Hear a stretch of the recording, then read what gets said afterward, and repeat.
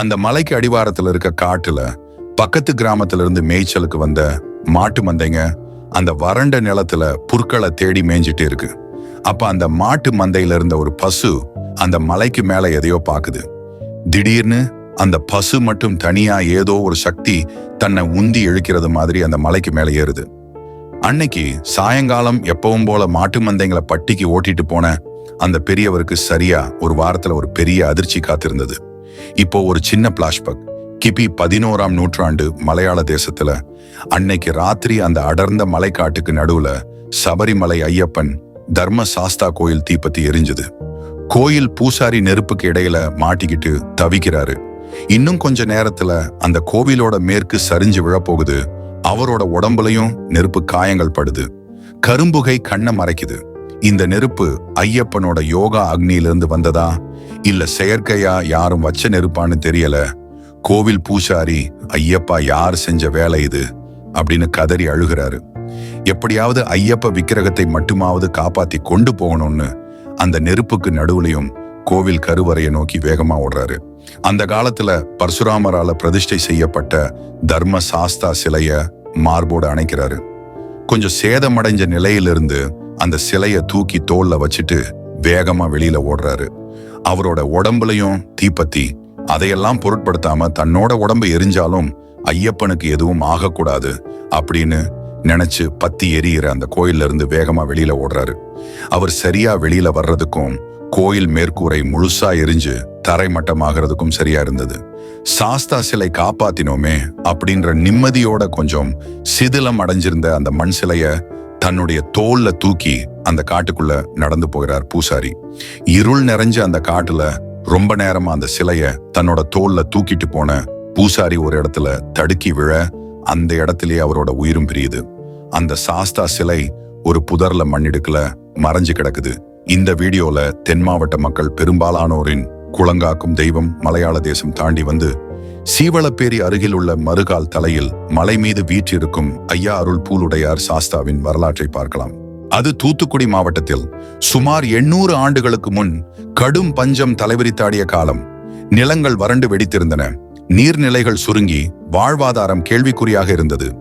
மணியாச்சி ஜமீனுக்கு உட்பட்ட கிராமங்களில் வறுமை தாண்டவமாடியது. அந்த கிராமம் ஒன்றின் குடிசையில் நிறைமாத கர்ப்பிணியான நாச்சியம்மா அன்றிரவு ஒரு கெட்ட கனவு கண்டு திடுக்கிட்டு விழித்தாள். கனவின் தாக்கம் அவளை ஆட்கொள்ள வேர்த்து விறுவிறுத்து ஓலை கூரையை வெறித்தபடி அமர்ந்திருந்தாள். தொண்டை வறண்டிருந்தது. தண்ணீர் தாகம் வாட்டியது. அருகில் இருந்த மண் சட்டியை எடுத்தால் அது காலியாக இருந்தது. கிராமத்தின் ஊற்று கிணற்றிலும் அன்றைக்கு ஊறிய கொஞ்ச நஞ்ச தண்ணீர் யாருக்கும் போதுமானதாக இல்லை. இருந்ததையும் ஆடுகளுக்கு வைத்துவிட்டனர். நாளை காலை முதலாவதாக சென்று தண்ணீர் பிடிக்க வேண்டும் என மனதுக்குள் எண்ணிக்கொண்டே தாகத்துடனேயே பொருளீட்ட அயல் தேசம் சென்ற கணவன் கந்தையனை நினைத்து துயருற்றாள். என்னங்க, இந்த கஷ்டமான நேரத்துல நீங்க கூட இருந்தாதானே எனக்கு தைரியமா இருக்கும் என்று மனதுக்குள் புலம்பினாள். கந்தையன் அவளது கவலையை புரிந்து கொண்டான். இங்க பாரு நாச்சி, நம்ம ஊர்ல பஞ்சம் தலைவிரிச்சு ஆடுது. அரண்மனையிலையும் தானியம் குறைஞ்சு வருதாம். ஆண்கள் நாங்க வெளியூருக்கு போய் சம்பாதிச்சு வந்தாதான் நாம் பிழைக்க முடியும். ஆடு மாடுகளையும் காப்பாற்ற முடியும். முக்கியமா பிறக்க போற நம்ம பிள்ளைக்கும் கஞ்சி ஊத்துறதுக்கு ஏதாவது தானியம் வேணும். ஒரு 6 மாசம் மட்டும் பொறுத்துக்கோ. வைத்தியரும் பிரசவத்துக்கு சரியா 6 மாசம் நாள் குறிச்சு கொடுத்திருக்கிறார். சீக்கிரம் திரும்பி வந்துடுறேன். மலையாள தேசத்துல மர வேலைக்கும் கோயில் புனரமைக்கிற வேலைக்கும் ஆட்கள் தேவைப்படுதாம். நம்ம பங்காளிங்க 6 பேரோட போறேன். சரியா 6 மாசத்துல காசு பணம் சேர்த்துட்டு திரும்பி வரேன். கவலைப்படாதே என்று தைரியம் கூறிவிட்டு கண்ணீருடன் வழி அனுப்பிய நாச்சியம்மாவின் நினைவு அவளது மனதை கணக்கச் செய்தது. கண்ணீரை துடைத்துக் கொண்டே தூங்க முயன்றாள் நாச்சியம்மா. அந்த பஞ்சத்திலிருந்து மீள மணியாட்சியிலிருந்து மலையாள தேசத்திற்கு வேலைக்கு சென்ற கந்தையனும் அவனது 6 நண்பர்களும் மொத்தம் 7 தமிழருக்கே உரிய கடின உழைப்பால் பல மாதங்கள் கஷ்டப்பட்டு உழைத்து பணம் சேர்த்தனர். சேர்த்த பொருட்களையெல்லாம் மூட்டைகளாக கட்டிக்கொண்டு சொந்த ஊருக்கு நடைபயணமாக கிளம்பினர். அந்த காலத்தில் போக்குவரத்து வசதிகள் இல்லை. காடும் மேடும் கடந்துதான் பயணிக்க வேண்டும். அந்த 7 பெரியவர் வீரராசு வழிகாட்டியாக முன்னால் சென்றார். இளம் வயதில் தனது அப்பாவுடன் மலையாள தேசத்திற்கு வேலைக்கு சென்ற அனுபவம் அவருக்கு இருந்தது. ஓரளவு காட்டு வழிப்பாதை தெரியும் என்றாலும் பல வருடங்களானதால் கொஞ்சம் சந்தேகத்துடன் தான் பயணம் செய்தனர். வழியில் பல கிராமங்களை கடந்தனர். ஆனால் மக்கள் வசிக்கும் கிராமங்களுக்குள்ளோ அல்லது எளிதாக செல்லக்கூடிய பாதைகளிலோ அவர்களால் பயணிக்க முடியவில்லை. காரணம் 2 சவால்கள். 1, பல மாதங்கள் கஷ்டப்பட்டு சம்பாதித்த பொருட்களை மூட்டையாக எடுத்துச் செல்வதால் கிராம மக்கள் அவர்களை திருடர்கள் என்று நினைத்துக் கொள்ளக்கூடும். 2, கிராமங்களுக்குள் செல்லாமல் காட்டு வழியே பயணித்தால் உண்மையான கள்வர் கூட்டத்திடம் மாட்டிக்கொள்ள நேரிடும். அப்படி மாட்டிக்கொண்டால் இத்தனை மாத உழைப்பும் பறிபோகும். உயிர்க்கும் உத்தரவாதம் இல்லை. தற்காப்புக்கு ஆயுதங்கள் இருந்தாலும் வீண் வம்பை எதற்கு விலைக்கு வாங்க வேண்டும் என்று தங்களது பயணத்தை மிகவும் ரகசியமாக தொடர்ந்தனர். கையில் பணம் இருந்தால் ஆபத்துதான். அது திருடர்களை ஈர்க்கும் அல்லது வீண் பழியை கொண்டு வரும் என்ற பயத்துடனேயே அவர்கள் பயணித்தனர். அவர்களுக்கு காத்திருந்ததோ இன்னொரு ஆபத்து. குடிக்க தண்ணீர் இல்லாமல் வறண்ட தொண்டையுடன் காலையில் எழுந்த நாச்சியம்மா ஒரு சட்டியை எடுத்துக்கொண்டு கிராமத்துக்கு பக்கத்தில் இருந்த பழைய ஊற்று கிணற்றை நோக்கி நடந்தாள். அங்கே ஏற்கனவே சில கிராமத்து மக்கள் திரண்டிருந்தனர். ஆழத்தில் இருந்த கொஞ்சம் நஞ்ச தண்ணீரை கயிறு கட்டி வாளியால் அள்ளி கொண்டிருந்தனர். நாச்சியம்மாளும் எப்படியோ சிறிது தண்ணீர் பெற்று திரும்பும் நேரம் ஒரு வயசான அம்மா அவளிடம் வந்து, இந்தா தாயி, இந்த சுரைக்காய் விதைய வீட்டுல வளர்த்து வா. ஒருவேளை வளர்ந்து கொடியாயிடுச்சுன்னா இதுல கிடைக்கிற சுரைக்காய் நமக்கு சாப்பாட்டுக்காவது ஆகும் என்றார். இருக்கும் கொஞ்ச தண்ணீரையும் இதற்கும் தினமும் ஊற்ற வேண்டுமே என்ற தயக்கம் இருந்தாலும் இது வளர்ந்தால் சாப்பாட்டு பிரச்சனை கொஞ்சம் தீரும் என்று நினைத்து அதை வாங்கி கொண்டு வீட்டுக்கு போனாள் நாச்சியம்மா. வீட்டுக்கு போய் கொஞ்சம் தண்ணீர் தெளித்து அந்த விதையை விதைத்தாள். இத்தனை மாதங்கள் கஷ்டப்பட்டு சம்பாதித்த பொருட்களை மூட்டையாக கட்டிக்கொண்டு நடைபயணமாக காட்டுக்குள் சென்ற அந்த 7 பேருக்கும் திடீரென ஒரு புலியின் உருமல் சத்தம் கேட்டது. உடனே பாதுகாப்பான இடத்திற்கு செல்ல வேண்டும் என்று வேகமாக ஓடினர். அவர்களில் கடைசியாக ஓடியது கந்தையன். அவனுக்கு முன்னால் 6 பேரும் வேகமாக ஓட கந்தையனின் கால் ஒரு சுரைக்காய் கொடியில் மாட்டி தடுக்கி அவன் கீழே விழுந்தான். இதை கவனிக்காத அந்த 6 பேரும் வேகமாக ஓடி அந்த காட்டோட விளிம்பை அடைந்தனர். மூச்சு வாங்க ஓரிடத்தில் அமர்ந்த அவர்கள் அப்போதுதான் பின்னால் ஓடி வந்த கந்தையன் இல்லை என்பதை பார்த்தனர். அதிர்ச்சி அடைந்த 6 பேரும் அவன் வருவான் என்று கொஞ்ச நேரம் காத்திருந்தனர். நேரம் செல்ல செல்ல பயம் அதிகமானது. கந்தையன் இல்லாமல் ஊருக்கு போக முடியாது. அவனை தேடி மறுபடியும் காட்டுக்குள் போய்தான் ஆக வேண்டும். ஆனால் அவர்கள் வந்த வழி எது என்று அவர்களுக்கு சரியாக தெரியவில்லை. அவர்களுக்கு முன்னால் 3 பாதைகள் இருந்தன. அந்த 3மே பார்க்க ஒரே மாதிரியாக இருந்தது. நாம் 6 பேரும் 2 பேராக பிரிந்து 3 பாதைகளிலும் போவோம். யார் கந்தையனை கண்டுபிடிக்கிறோமோ அவர்கள் மறுபடியும் வந்த வழியிலேயே வந்து இந்த காட்டோட விளிம்புக்கு வந்துவிட வேண்டும். ஒருவேளை கந்தையனை கண்டுபிடிக்க முடியாவிட்டாலும் பொழுது சாயறதுக்குள்ளே இங்கு வந்துவிட வேண்டும். ராத்திரி நேரம் இந்த காட்டுக்குள் இருப்பது ஆபத்து. ஆனால் இந்த கொண்டு வந்த பொருட்களை எல்லாம் நாம் தூக்கி கொண்டு போக முடியாது. நாம் பிரிந்து போவதற்கு முன்னால் நாம் கொண்டு வந்த இந்த மூட்டைகளை ஒரு பத்திரமான இடத்தில் வைத்துவிட்டு போக வேண்டும். எல்லோரும் ஆயுதங்களை மட்டும் எடுத்துக்கொள்ளுங்கள். கந்தையனை கண்டுபிடித்து திரும்பி போகும்போது இதை நாம் எடுத்துக்கொண்டு போகலாம். அவர்கள் முடிவெடுத்து அருகில் இருந்த ஒரு மரப்பொந்தில் தங்களது மூட்டைகளை எல்லாம் வைத்து சுற்றி செடி கொடிகளை வைத்து மறைத்தனர். இதை யாரும் பார்க்கவில்லை என்று உறுதிப்படுத்திக் கொண்டு அங்கிருந்து 3 பக்கமாக பிரிந்து சென்றனர். கந்தையா, கந்தையா என்று சத்தமாக கத்திக்கொண்டே அந்த காட்டுக்குள் நடந்தனர். அவர்களுக்கு மறுபடியும் அந்த புலி வந்துவிடுமோ என்ற பயமும் இருந்தது. எது வந்தாலும் பார்த்து கொள்ளலாம் என்ற தைரியத்துடன் கைகளில் ஆயுதத்துடன் சென்றனர். இதுக்கு முன்னாடி இந்த பாதையில் தான் நாம் ஓடி வந்தோமா என்ற சந்தேகம் அந்த 6 பேருக்கும் இருந்தது. ஏனென்றால் அவர்கள் இதற்கு முன் புலிக்கு பயந்து ஓடி வந்த போது பார்த்த 1-2 அடையாளங்கள் கூட இப்போது இல்லை. இதிலிருந்து என்ன தோன்றுகிறது என்றால் அவர்கள் போகும் அந்த 3 பாதைகளிலுமே அவர்கள் இதற்கு முன்பு வரவில்லை. இது எப்படி சாத்தியமாகும் என்று நினைக்க தோன்றியது. சூரிய ஒளியே படாத அந்த காட்டுப்பாதை முற்றிலும் வேற மாதிரி இருந்தது. ரொம்ப தூரம் நடந்தார்கள். ஆனால் பாதை நீண்டு கொண்டே இருந்தது. கந்தையனையும் காணோம். அவர்கள் போகும் பாதைக்கு ஒரு எல்லையே இல்லை. நேரமாக ஆக எல்லாருக்கும் பயம் வந்தது. பொழுது சாயறதுக்குள்ளே கந்தையனை கண்டுபிடிக்க வேண்டும். அப்படி இல்லை என்றால் மறுபடியும் திரும்பி அந்த காட்டோட விளிம்புக்கு போக வேண்டும். இப்படி அவர்கள் யோசித்து கொண்டே நடக்கும்போது 3 பாதைகளிலும் பிரிந்து நடந்து போன அந்த 6 பேருக்கும் ஒரே நேரத்தில் தூரத்தில் அவர்கள் நடந்து போகும் பாதையின் இன்னொரு பக்கத்து எல்லை தெரிந்தது. அவர்கள் என்ன நினைத்தார்கள் என்றால், இப்போது நாம் போகும் இந்த பாதையில் காலையில் புலிக்கு பயந்து நாம் ஓடி வரவில்லை. அதனால்தான் கந்தையனையும் இந்த பாதையில் கண்டுபிடிக்க முடியவில்லை. ஒருவேளை மற்ற 4 போன 2 பாதைகளில் ஏதாவது ஒன்றில் அவனை கண்டுபிடித்திருக்கலாம் என்று நினைத்து கொண்டு தூரத்தில் தெரியும் அந்த எல்லைக்கு போனார்கள். அந்த 6 பேருமே ஒரே நேரத்தில் அந்த எல்லைக்கு வந்து சேர்ந்தனர். ஒருவரையொருவர் பார்த்து கொண்டார்கள்.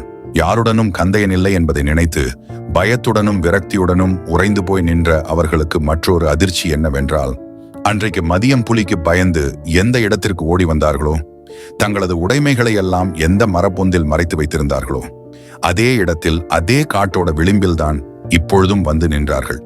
இப்பொழுதும் அவர்களுக்கு முன்னால் அதே 3 பாதைகள் தான் தெரிந்தன. அது இவ்வளவு நேரம் அவர்கள் நடந்து வந்த பாதைதான். அவர்களுக்கு எதுவுமே புரியவில்லை. அப்படியானால் கந்தையன் எங்கே? மதியம் நாம் எந்த வழியில் வந்தோம்? எல்லோரும் தலையை பிடித்துக்கொண்டு உட்கார்ந்திருந்த போது எப்பொழுதும் திடமாயிருந்த பெரியவர் வீரராசு முகத்திலும் இப்பொழுது பயமும் பீதியும் தெரிந்தது. பிரசவம் ஆகிறதுக்குள்ளே வந்துடுவேன்னு சொல்லிட்டு போன தனது கணவன் இன்னும் வரவில்லையே என்று சோகத்துடன் இருந்தாள் நாச்சியம்மா. ஆனால் நேரம் நெருங்கிக் கொண்டே இருப்பதை அவள் உணர்ந்தாள். நாளுக்கு நாள் உணவு பற்றாக்குறை அதிகமாய்க் கொண்டே வந்தது. வீட்டில் உள்ள மக்காச்சோளம் இன்னும் 1 வாரத்துக்கு மட்டும்தான் வரும். அதோடு தினமும் ஊற்று கிணற்றில் ஊறும் தண்ணீரின் அளவும் குறைந்து கொண்டே வந்தது. அந்த கிராம மக்கள் எல்லோருக்கும் சமமாக தண்ணீர் கிடைக்க வேண்டும் என்பதற்காக ஒரு நாளைக்கு ஆளுக்கு 1 குவளை தண்ணீர் தான் என்று ஒரு புது நடைமுறையை கொண்டு வந்தார்கள். அன்றைக்கும் தனது 1 குவளை தண்ணீரை வாங்கிக் கொண்டு எப்பொழுதும் போல தனது வீட்டு வாசலில் தன் கணவன் வருகையை எதிர்பார்த்து உட்கார்ந்திருந்தாள் நாச்சியம்மா. தனக்கு குழந்தை பிறக்கும் நேரம் தன் கணவனும் கூட இருக்க வேண்டும், அதோடு இந்த வறுமையும் நமக்கு இருக்கக்கூடாது என்று வேண்டிக் கொண்டே அமர்ந்திருந்தாள். அந்த நேரம் அவளுக்கு தூரத்தில் ஒரு சின்ன சலசலப்பு, அழுகுரல் சத்தம் எல்லாம் கேட்டது. பெண்கள் கூட்டத்துக்கு நடுவில் இருந்து ஒரு மூதாட்டி பரபரப்பாக ஓடி வந்தாள். நாச்சியம்மாவிடம் வந்து, ராக்கம்மாவுக்கு பிறந்த குழந்தை ஊட்டச்சத்து சரியில்லாமல் செத்து போச்சாண்டி என்று சொல்லி கதறி அழுதாள். இதை கேட்ட அதிர்ச்சி அடைந்த நாச்சியம்மா தன் வயிற்றில் கை வைத்துக் கொண்டு பின்னால் இருந்த நிலைக்கதவில் சாய்ந்து உட்கார்ந்தாள். அவளது முகத்தில் எந்த மாற்றமும் இல்லை. ஆனால் அவளது கண்களில் பயம் நிறைந்திருந்தது. கண்ணீர் மழையாக கொட்டியது. அடுத்து என்ன செய்வது என்று தெரியாமல் எல்லோரும் முழித்துக் கொண்டிருக்க வீரராசு சொன்னார், நீங்கள் முதலாக மலையாள தேசத்துக்கு வேலைக்கு போறேன்னு சொல்லும்போது இதுக்குத்தான் நான் உங்களை தடுத்தேன். என் பேச்சை கேட்காமல் நீங்கள் கிளம்பின போது இந்த ஆபத்தில் நீங்கள் மாட்டிக்கூடாதுன்னுதான் உங்களுக்கு பாதுகாப்பாக நானும் உங்க கூட வந்தேன். இப்பொழுது நாம் ஒரு பெரிய ஆபத்தில் இருக்கோம். எந்த காட்டுக்குள் நாம் மாட்டிக்கூடாதுன்னு நான் ரொம்ப கவனமாக இருந்தேனோ அதே காட்டுக்குள்ள இப்பொழுது கந்தையன் மட்டும் தனியாக எப்படியோ மாட்டிக்கிட்டான். இப்பொழுதுதான் புரிகிறது, நாம் காலையில் பார்த்த அந்த புலி நமக்கு உதவிதான் செய்திருக்கிறது. இப்படியே எதிர் திசையில நாம் போனால் தப்பித்து விடலாம். ஆனால் உள்ளே மாட்டிக்கொண்ட கந்தையனை காப்பாற்றுவது அது நம்மால் முடியாது. இந்த காட்டை கட்டுப்பாட்டுக்குள் வைத்திருப்பவரை நினைத்தால் மட்டும்தான் அவன் அதிலிருந்து வெளியே வர முடியும். அவன் வரும் வரை நாம் இங்கே காத்திருப்போம். ஆனால் இன்றைக்கு ராத்திரிக்குள் அவன் திரும்ப இங்கே வரவில்லை என்றால் நமக்கு வேறு வழியே இல்லை. அவன் இல்லாமல் நாம் ஊருக்கு திரும்பி போய்தான் ஆக வேண்டும். வீரராசு என்ன சொல்கிறார் என்று யாருக்கும் எதுவுமே புரியவில்லை. அப்பொழுது ஏழுமலை, பெரியவரே, ஏதாவது புரியற மாதிரி பேசுங்க. இங்கே என்ன நடக்குது? கந்தையன் எங்கே?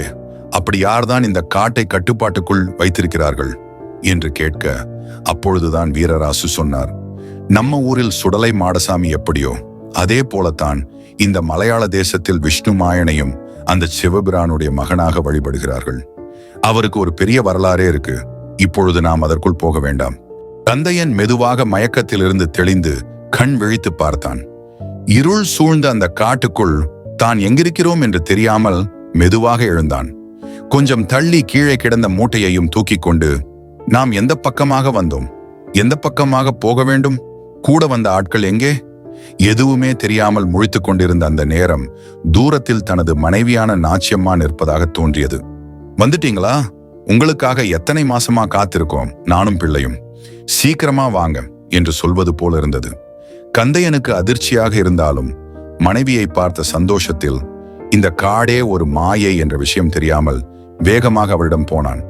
ஆனால் அவன் நடக்க நடக்க அவனுக்கும் நாச்சியம்மாளுக்கும் இடையில் இருக்கும் தூரம் மட்டும் குறையவே இல்லை.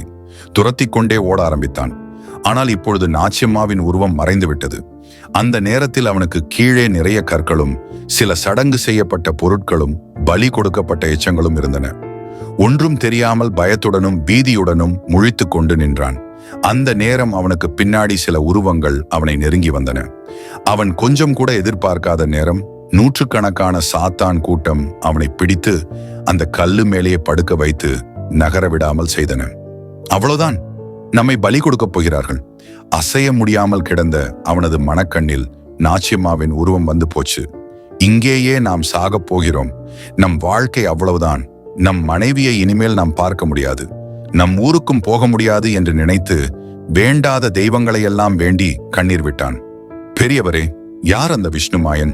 இந்த காட்டுக்குள் கந்தையன் மாட்டிக்கொண்டதற்கும் அவருக்கும் என்ன சம்பந்தம் என்று எல்லோரும் கேட்க வீரராசு சொன்னார், நம்ம ஊரில் சுடலை மாடசாமி எப்படியோ அதே போலத்தான் இந்த மலையாள தேசத்தில் விஷ்ணுமாயனையும் அந்த சிவபிரானுடைய மகனாக வழிபடுகிறார்கள். அவருக்கு ஒரு பெரிய வரலாறே இருக்கு. இப்பொழுது நாம் அதற்குள் போக வேண்டாம். இன்றிலிருந்து சுமார் 200 வருடங்களுக்கு முன்னாடி இந்த மலையாள தேசத்தில் உதயணன் அப்படின்ற ஒரு பெரிய திருடன் இருந்தான். அவன் ஒரு பெரிய கொள்ளை கூட்டத்துக்கே தலைவனாக இருந்தான். அந்த காலத்தில் இருந்த எந்த மன்னர்களாலும் அவனை கட்டுப்படுத்த முடியவில்லை. அவன் குறிவைத்த எல்லா இடத்தையும் கொள்ளையடித்துவிட்டு சபரிமலை பக்கமாக வந்தவன் தர்மசாஸ்தா கோயிலையும் கொன்றுவிட்டதாக சொல்கிறார்கள். ஆனால் இன்னும் சிலர் அந்த மேல்சாந்தி தப்பித்து சாஸ்தா சிலையை மட்டும் காப்பாத்தி எங்கேயோ கொண்டு போய் மறைத்து விட்டதாக சொல்கிறார்கள்.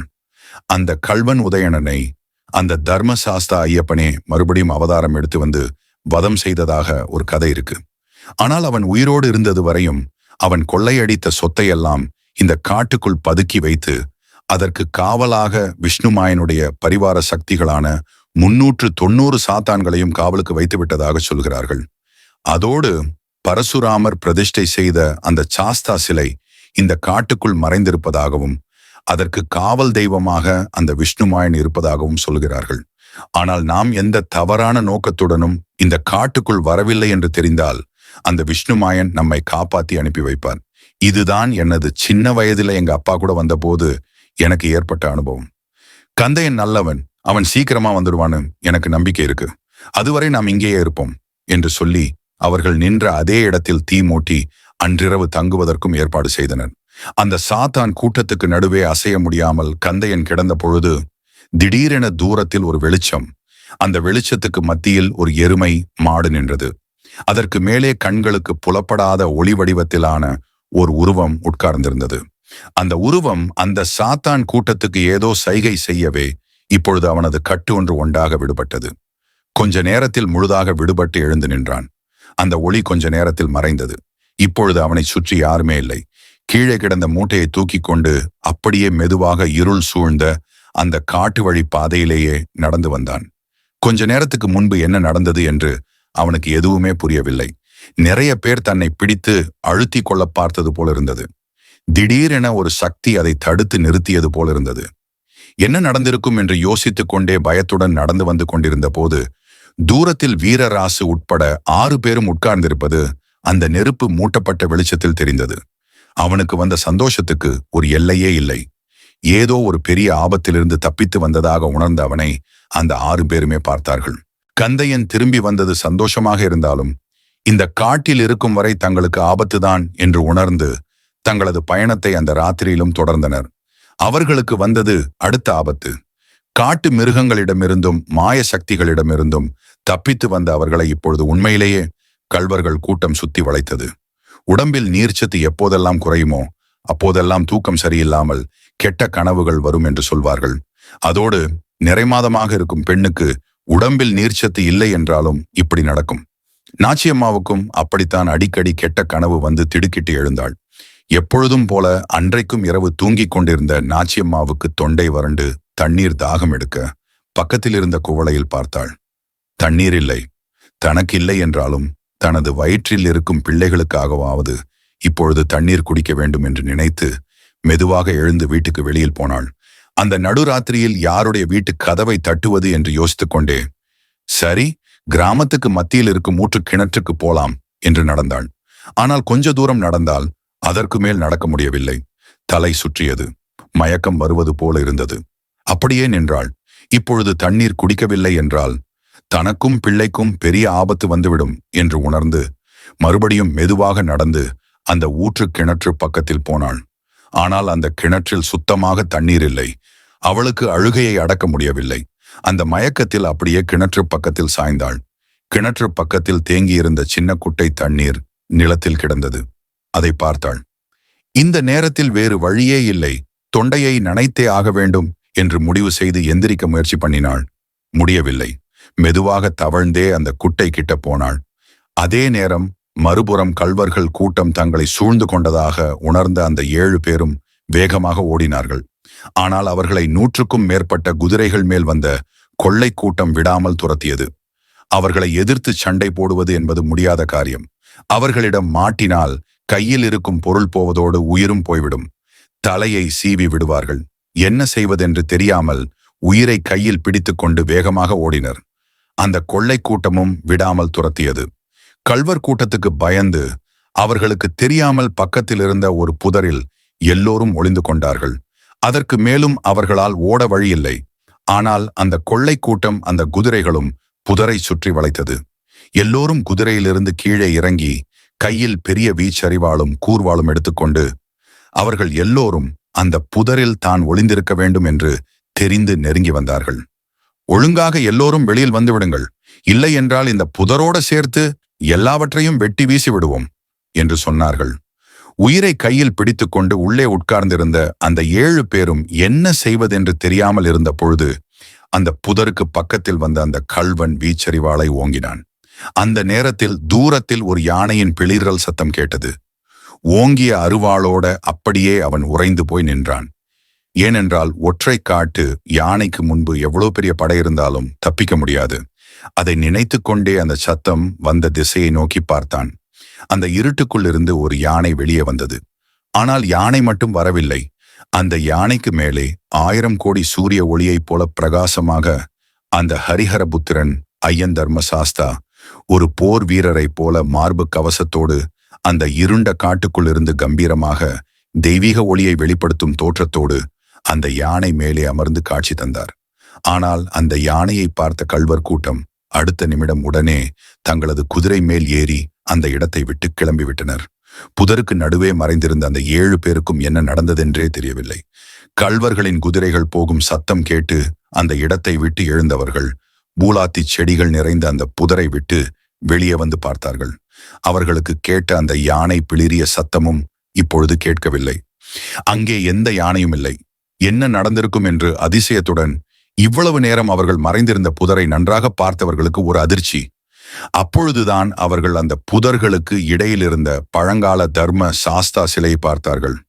அந்த நேரம் அவர்கள் உணர்ந்தார்கள், நம்மை காப்பாற்றியது யானை வடிவில் வந்த இந்த சாஸ்தாதான். இனிமேல் இந்த சிலை இங்கே இருக்கக்கூடாது. இந்த சிலையை நாம் ஊருக்கு கொண்டு போய் விடுவோம்.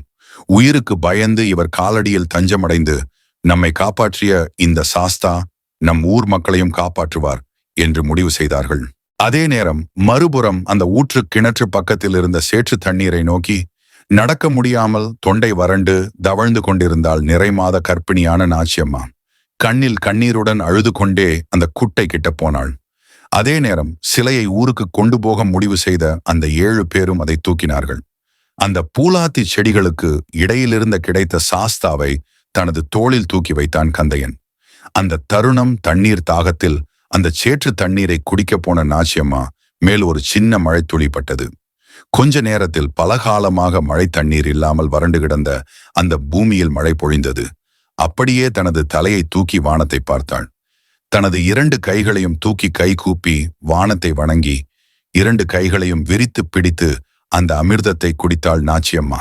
அது நடுராத்திரியாக இருந்தாலும் பலகாலம் கழித்து வந்த மழையை வரவேற்க தங்களது குடிசையிலிருந்து ஒவ்வொருத்தராக வெளியில் வந்தார்கள். எல்லோரது முகத்திலும் அப்படி ஒரு சந்தோஷம். மழையில் நனைந்து கொண்டிருந்த நாச்சியம்மாளை பார்த்த மூதாட்டி அவளை வந்து குடிசைக்கு கூட்டிக் கொண்டு போனாள். அந்த நேரத்திலேயே அவளுக்கு வயிற்று வலி வர அந்த இரவே அவளுக்கு ஒரு அழகான பெண் குழந்தை பிறந்தது. சாஸ்தா சிலையை தூக்கி கொண்டு மலையாள தேசத்தின் எல்லையை தாண்டின அந்த 7 பேருக்கும் இப்பொழுதுதான் கொஞ்சம் நிம்மதி வந்தது. காட்டு மிருகங்கள், தாந்திரீக கட்டுகள், கள்வர்கள் என பல சோதனைகளை தாண்டி அங்கிருந்து நாஞ்சல் நாட்டுக்கு வந்தார்கள். சாஸ்தாவே நம்ம கூட இருக்காரு, இனிமேல் நமக்கு பயமில்லை என்ற தைரியத்துடன் வந்தவர்களை அந்த சாஸ்தாவே சோதிக்கப் போகிறார் என்பது அப்போது அவர்களுக்கு தெரியவில்லை. நாஞ்சல் நாட்டிலிருந்து 5 கிராமம் ராதாபுரம் திசையன் விளை தாண்டி சாத்தான்குளம் வந்து அங்கிருந்து அமுதுண்ணாகுடி கிராமத்துக்கு வந்தார்கள். அங்கே ஓரிடத்தில் தாங்கள் கொண்டு வந்த சிலையை வைத்துவிட்டு சாப்பிட்டு கொஞ்ச நேரம் ஓய்வெடுத்தார்கள். மறுபடியும் தங்களது பயணத்தை தொடரலாம் என்று கிளம்பி சிலையை தூக்கி கொண்டு நடக்கும்போது அங்கிருந்த சுரைக்காய் கொடி தடுக்கி சாஸ்தா சிலை கீழே விழுந்து சிலையின் பாதம் உடைந்தது. பாதமுடைந்த அந்த சிலையுடன் மறுபடியும் தங்களது பயணத்தை தொடர்ந்தார்கள்.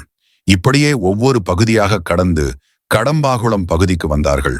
அங்கே தங்களது மதிய உணவை சாப்பிட்டு கொஞ்ச நேரம் ஓய்வெடுத்துவிட்டு மறுபடியும் சிலையை தூக்கும்போது தூக்க முடியவில்லை. என்ன ஆனாலும் சாஸ்தாவை நாம் ஊருக்கு கூட்டிக் கொண்டு போக வேண்டும் என்ற எண்ணத்துடன் மறுபடியும் முயற்சி செய்தார்கள். அந்த நேரத்தில் சிலையின் இடுப்பு பகுதிக்கு கீழே அந்த இடத்திலேயே பதிந்து விட்டது. தலை மற்றும் மார்போடு கூடிய பகுதியை மட்டும்தான் அவர்களால் எடுக்க முடிந்தது. அங்கிருந்து கிளம்பி பல நாள் பயணத்தின் நிறைவாக ஸ்ரீ வல்லப ஏரியின் மறுகால் பாயக்கூடிய தலைப்பகுதியில் இருக்கும் மலை மேல் உள்ள பாறையில் தாங்கள் கொண்டு வந்த சிலையை வைத்துவிட்டு அந்த 7 பேரும் அவர்களது ஊருக்கு போனார்கள். ஏனென்றால் மண்ணுக்குள் புதர்மண்டி அடைந்து கிடந்த சிலையை மலை மேல் ஏற்றி வழிபாடு செய்ய வேண்டும் என்ற எண்ணத்துடனும் உடைந்த சிலையை ஊருக்குள் கொண்டு போவது நல்லதல்ல என்ற பெரியவர்களின் அறிவுரையாலும் அங்கிருந்து கிளம்பினார்கள். அன்றைக்கு காலையில் வீட்டு வேலைகளை எல்லாம் முடித்துவிட்டு தன் குழந்தையுடன் எப்பொழுதும் போல வாசலில் கணவன் வருகைக்காக காத்திருந்த நாச்சியம்மா தூரத்தில் தனது கணவன் கந்தையன் வருகையை பார்த்து அவளுக்கு வந்த சந்தோஷம் எவ்வளவு, அவளது கண்ணீரே அதை காட்டியது. கிட்டத்தட்ட 7 மாதங்களுக்கு பிறகு தான் சம்பாதித்த பொருட்களை எல்லாம் எடுத்துக்கொண்டு பல கஷ்டங்களை தாண்டி தனது கிராமத்தில் பெய்த மழையால் நிரம்பிய குளம் குட்டைகளையும் கண்மாய்களையும் பார்த்து கொண்டே தனது வீட்டுக்கு வந்த கந்தையன் தூரத்தில் தன் வீட்டு வாசலில் தன் காதல் மனைவி கையில் தனது குழந்தையுடன் அவனுக்காக காத்திருப்பதை பார்த்தான். மெதுவாக பக்கத்தில் வந்து அவன் குழந்தையை முதலில் கையில் வாங்கினான். அன்றிலிருந்து சரியா 1 வாரத்துல எப்பொழுதும் போல ஜமீன் வீட்டில் பசுக்களிலிருந்து பால் வரவில்லை என்பதை கவனிக்கிறார். ஒருவேளை மாட்டை மேய்ச்சலுக்கு கூட்டிக் கொண்டு போகும் பெரியவரே பாலை கறந்து விட்டிருக்கலாம் என்று சந்தேகப்பட்டு புகார் கொடுக்கிறார். கால்நடைகளை மேய்ச்சலுக்கு கூட்டிக் கொண்டு போகிற வரையும் அந்த குறிப்பிட்ட மாட்டையும் கண்காணிப்பதற்கு 5 பேரை நியமிக்கிறார் மணியாச்சி ஜமீன்தார். ஏனென்றால் நடவு நட்டு வெள்ளாமை ஆகும் வரைக்கும் அந்த பால் மட்டும்தான் தனது கிராமத்தில் இருக்கும் குழந்தைகளுக்கெல்லாம் ஒரே ஆதாரம். ஆனால் கண்காணிக்க போன அந்த 5 பேருக்கும் ஒரு பெரிய அதிர்ச்சி. சரியாக அந்த குறிப்பிட்ட மாடு மட்டும் தினமும் மலை மேல் ஏறி அங்கே இருக்கும் சாஸ்தா சிலை மேல் பாலை சொரிந்துவிட்டு திரும்பி வருகிறது. இந்த தகவலை கேட்டு ஜமீன்தார் அடுத்த நாள் மலை மேல் ஏறி வந்து பார்த்தார். அதோடு கந்தையன் உட்பட அந்த 7 பேரும் வந்து பார்த்து தாங்கள் கொண்டு வந்த சாஸ்தா சிலையை பற்றியும் மலையாள தேசத்தில் நடந்த சம்பவங்களை பற்றியும் சொன்னார்கள். இந்த பசுவின் செயலையும் சாஸ்தாவின் மகிமையையும் கண்டு மெய் சிலிர்த்து நிற்கும்போது கூட்டத்தில் இருந்த ஒருத்தருக்கு திடீரென சாமி வந்து அருளாடினார். நான் சாஸ்தா வந்திருக்கேன். எனக்கு இங்கே பூரணா புஷ்கலை சிலையுடன் கோயில் எழுப்ப வேண்டும் என்றும் எனது கோட்டைக்கு காவலாய் கருப்பன் சுடலை மாடன் உள்ளிட்ட 21 பந்தி தெய்வங்களுக்கும் நிலையம் சன்னதி கொடுக்க வேண்டும் என்றும் சொன்னார். அவர்கள் சொன்ன மாதிரியே கோயில் எழுப்பப்பட்டது. நெல்லை மாநகரத்திலிருந்து சுமார் 18 கிலோமீட்டர் தொலைவில் அமைய பெற்றுள்ள சீவலப்பேரி எனும் ஊரை அடுத்த மலை மேல் வீட்டிருக்கிறார் இந்த பூலுடையார் சாஸ்தா. மலையாள தேசத்திலிருந்து இந்த சிலையை எடுத்து வரும்போது சுரைக்காய் கொடி காலை இடறிவிட்டு இந்த சிலை சேதமடைந்ததனால் இந்த சாஸ்தாவை குலதெய்வமாக வணங்கும் யாரும் தங்கள் உணவில் சுரைக்காயை சேர்த்துக் கொள்வதில்லை என கூறப்படுகிறது. அதோடு சுரைக்காய் கொடியை வீட்டில் விதைத்தாலும் பட்டு போய்விடும் என்றும் சொல்கிறார்கள். ஸ்ரீ வல்லப ஏரி சீவலப்பேரி எனும் ஏரி இன் மறுகால் தலை என்று வழங்கப்பட்டதாக கூறப்படுகிறது. இங்குள்ள சாஸ்தாவுக்கு அபிஷேகம் செய்ய இங்கிருந்து 6 கிலோமீட்டர் தொலைவில் உள்ள தாமிரபரணி ஆற்றிலிருந்து தினமும் தண்ணீர் கொண்டு வரப்படுகிறது. இதற்காக இந்த கோவிலில் பூஜை செய்யும் அர்ச்சகர்கள் குடும்பத்தினர் தினம் ஒருவராக செம்பு குடத்தில் தாமிரபரணியில் இருந்து தீர்த்தம் எடுத்து தங்கள் தலையில் சுமந்து நடந்தே கோவிலுக்கு வருகிறார்கள். மணியாச்சி ஜமீனை சேர்ந்த குடும்பத்தினருக்கும் அந்த கிராம மக்கள் பலருக்கும் இந்த பூலுடையார் சாஸ்தா குலசாஸ்தாவாக விளங்குகிறார். பங்குனி உத்திரம் அன்று இங்கு பல்லாயிரக்கணக்கான பக்தர்கள் கூடி நேர்த்தி கடன்களை செலுத்தி தங்கள் குலதெய்வத்தையும் குலசாஸ்தாவையும் வணங்கி அருள் பெறுகின்றனர். பூலாத்தி செடி இடை கண்டெடுத்த சாஸ்தா என மருவியதாக கூறப்படுகிறது. கடன் தொல்லையிலிருந்து விடுபடுவதற்கும் வறுமையிலிருந்து விடிவு கிடைக்கும் என்றும் அனுபவம் பெற்றவர்கள் கூறுகிறார்கள். மலையாள தேசத்தில் கண்டெடுக்கப்பட்ட இந்த சாஸ்தா சிலை பண்டைய காலத்தில் பகவான் பரசுராமரால் பிரதிஷ்டை செய்யப்பட்ட 108 சாஸ்தா சிலைகளுள் ஒன்றாக இருக்கும் என நம்பப்படுகிறது. இன்னும் இந்த சாஸ்தாவுக்கு 2 வேறு கதைகளும் சொல்லப்படுகிறது. எனக்கு தெரிந்த கதையை உங்களிடம் ஷேர் பண்ணி கொண்டேன். உங்களுக்கு மேலும் ஐயாவை பற்றிய ஏதேனும் சுவாரஸ்யமான தகவல் தெரிந்தால் கமெண்ட் பண்ணுங்கள். இந்த காணொளியை பார்த்த அனைவருக்கும் தங்கள் குடும்பத்தில் மறுகால்தலை அருள்மிகு பூலுடையார் சாஸ்தாவின் அருள் பரிபூரணமாக கிடைக்க வேண்டிக் கொள்கிறேன். இன்னும் இது போன்ற நம்முடைய தெய்வங்களின் வரலாற்றை அல்லது நம் பண்டைய கோயில்களின் தல புராணங்களை சினிமாட்டிக் ஸ்டோரியாக அடுத்தடுத்த காணொளியில் பார்க்கலாம். உங்களுடைய கருத்துக்களை அல்லது உங்களுடைய அனுபவங்களை கமெண்ட் செக்ஷன்ல தெரியப்படுத்துங்கள். உங்களுடைய ஆதரவை எனது சேனலுக்கு சப்ஸ்கிரைப் செய்தும், இந்த காணொளிக்கு லைக் செய்தும், கமெண்ட் செய்தும், இந்த காணொளியை உங்களது நண்பர்கள் மற்றும் குடும்பத்தினருடன் பகிர்ந்தும் தெரியப்படுத்துங்கள். இன்னும் இது போன்ற பல காணொளிகளுக்கு RS Info Timesோடு இணைந்திருங்கள். நன்றி, வணக்கம்.